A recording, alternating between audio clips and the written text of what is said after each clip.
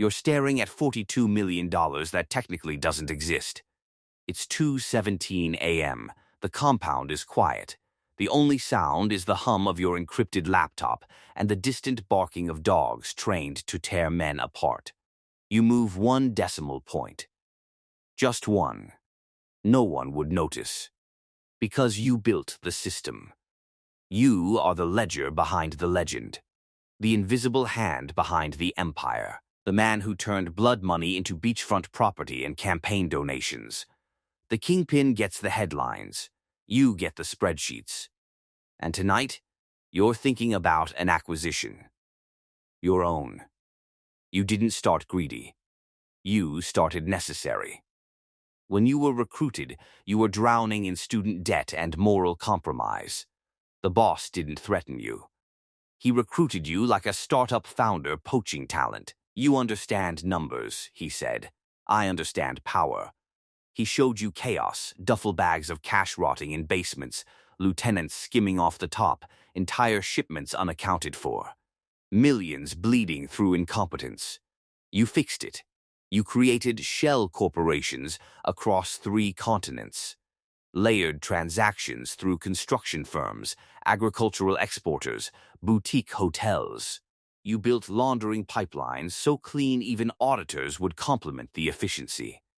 Within 2 years, revenue stabilized. Within 3, profits doubled.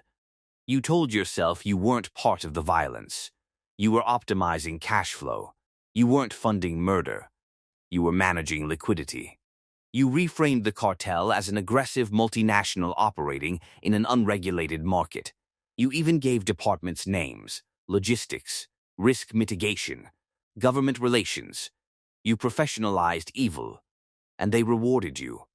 New house, armed escort, access to rooms where decisions were made. You weren't just the accountant anymore, you were inner circle. That's when you realized something. They trust you more than they fear you. And in this world, that's a vulnerability. The boss is powerful. But he's analog. He thinks in territory and retaliation. You think in percentages and projections.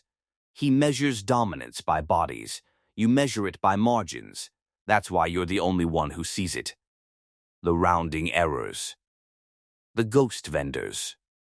The micro transfers no one tracks because they're buried under real chaos. You don't need to steal millions. You need to shave fractions. 0.4% from logistics inflation.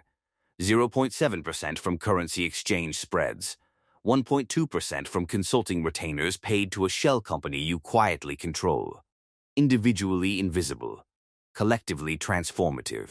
Within 8 months, you've siphoned $6.8 million into a layered offshore structure so complex even you admire it. You don't spend it. That would be sloppy. You reinvest. Tech stocks through proxies. Real estate through distant relatives. A small but growing stake in a renewable energy firm that politicians love. Clean money generating cleaner money. For the first time in your life, you're building something that isn't soaked in gasoline and paranoia. And here's the dangerous part. You start believing you deserve it. After all, without you, the empire collapses. You're not stealing. You're collecting equity. It happens subtly. A shipment gets seized at the border. Everyone panics. The boss starts talking retaliation. You clear your throat. You show them charts, insurance buffers you built, diversified routes you implemented, reserve capital positioned precisely for this scenario. Loss contained. No war necessary.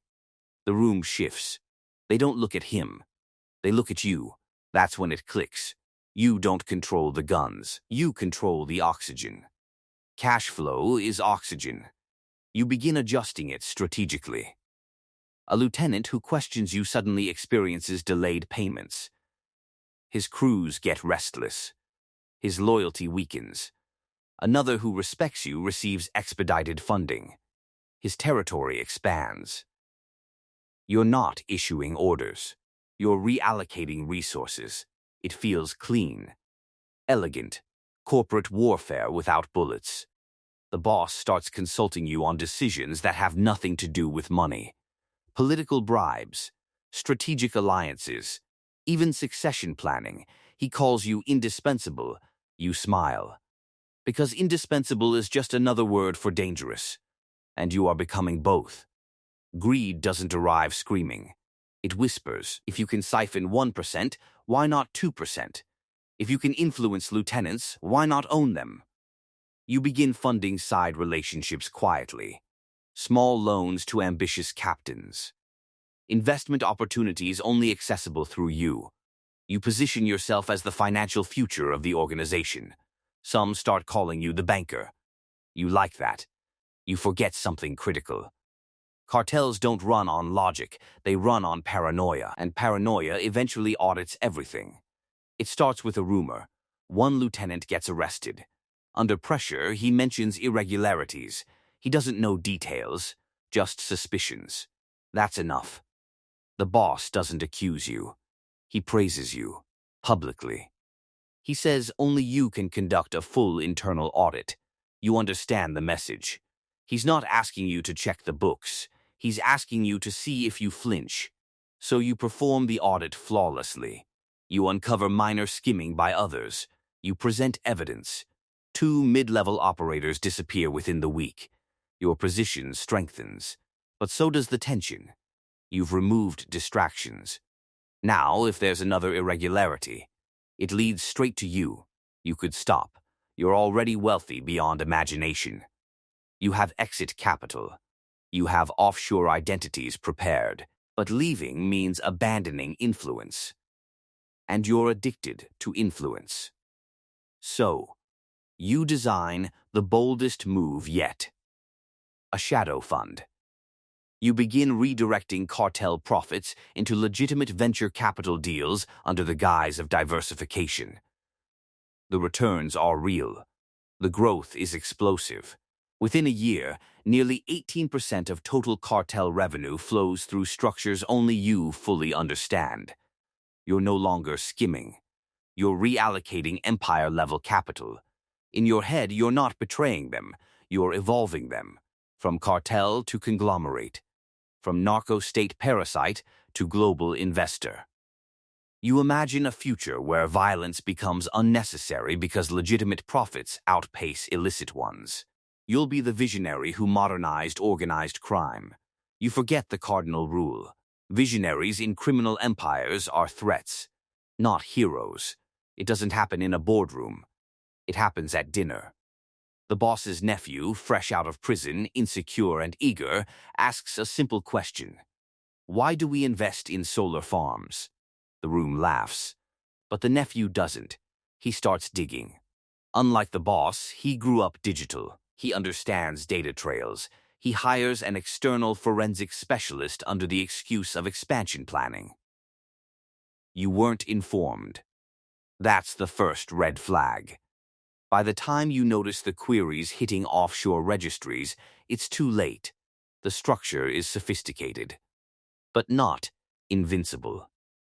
Nothing is. They don't uncover everything. They don't need to. They find enough. A shell company whose ownership chain loops too elegantly. A transaction percentage that seems statistically optimized. Optimized in your favor. The boss doesn't call you immediately, he watches. Cash flow continues, but access narrows. Conversations exclude you. Security detail changes rotation. You built the system. So you recognize the signs. You are being stress tested. And in this world, stress tests end in funerals. You activate contingency plans. Offshore accounts unlocked. Foreign passports prepared. Private charter options mapped. But leaving quietly requires permission you no longer have. At 3:12 a.m., the power cuts in your house. Backup generator kicks in. 3 seconds later, it dies too. They don't storm in violently. They knock. Professional. Controlled. The boss is there himself. That's how you know it's over. He doesn't yell. He sits at your kitchen table. He compliments your intelligence. He admits he never understood half the structures you built. Then he asks the only question that matters. Was it worth it? You calculate probabilities out of habit. Denying might buy time. Confessing might buy mercy. But you already know the outcome isn't financial. It's symbolic. You embarrassed him. Not by stealing money, by proving you could. In criminal empires, capability is betrayal. He stands. You're not taken to a warehouse. You're not tortured. That would be emotional. Instead, your assets are seized, your structures absorbed, your name erased from internal records. Officially, you resigned due to health reasons. Unofficially, you become a cautionary tale whispered to future recruits. You're exiled. Alive. But broke. Every offshore account you thought was untouchable? Compromised. Every proxy you trusted? Bought. You taught them how to audit. And they used it on you. Months later, you're in a modest apartment in a country that doesn't ask questions. You consult for mid-sized logistics firms now, legitimate ones. The money is clean. It's also small. Sometimes you scroll through financial news and recognize companies you secretly funded during your shadow expansion. They're thriving, generating billions. For them, not for you. You realize something brutal. You could have walked away at $6.8 million. You could have left invisible. But you wanted transformation, legacy, control. You didn't just want money. You wanted to outgrow the devil. And the devil doesn't allow promotions. In the end, you weren't punished for stealing. You were punished for thinking like a CEO in a kingdom built on fear. The empire still runs. The boss still rules. The nephew now oversees digital operations, using frameworks you designed. Your fingerprints are everywhere. Your ownership is nowhere. And that's the final lesson written in red ink. In criminal empires, the accountant can count the money, but he can never own the power.